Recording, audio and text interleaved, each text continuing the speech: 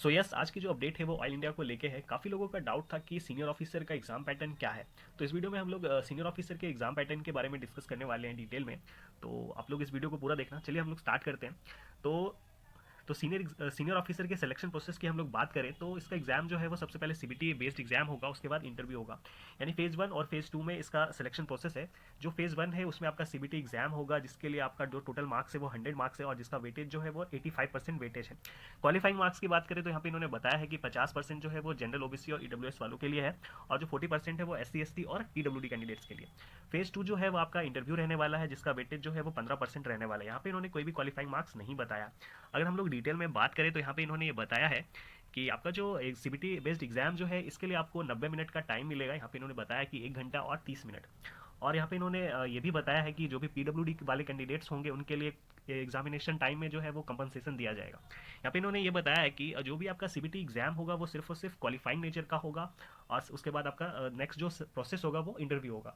जो आपका merit list बनेगा उसमें आपका जो मेरिट बनेगा वो सीबीटी एग्जाम और जो इंटरव्यू के मार्क्स होंगे दोनों ऐड होके आपका जो मेरिट है वो बनने वाला है। यहाँ पे इन्होंने ये बताया है कि जो सीबीटी एग्जाम होगा वो जो क्वालिफाइंग नेचर का होगा, जो इंटरव्यू के लिए यहाँ पे इन्होंने रेशियो बता के रखा है कि 1/5 रेशियो रहने वाला है इंटरव्यू के लिए। तो ये यहाँ पे इन्होंने सिलेक्शन प्रोसेस के बारे में ये एडवर्टीजमेंट में इन्होंने ये बताया है। चलिए हम लोग आगे बात करते हैं कि क्या क्या क्वेश्चन रहने वाले हैं। तो यहाँ पे इन्होंने देखिए क्लियरली बताया है कि आपका जो टोटल जो मार्क्स होंगे वो 100 मार्क्स का होगा आपका पेपर सीबीटी और 100 मार्क्स के लिए आपको 100 क्वेश्चन मिलेंगे।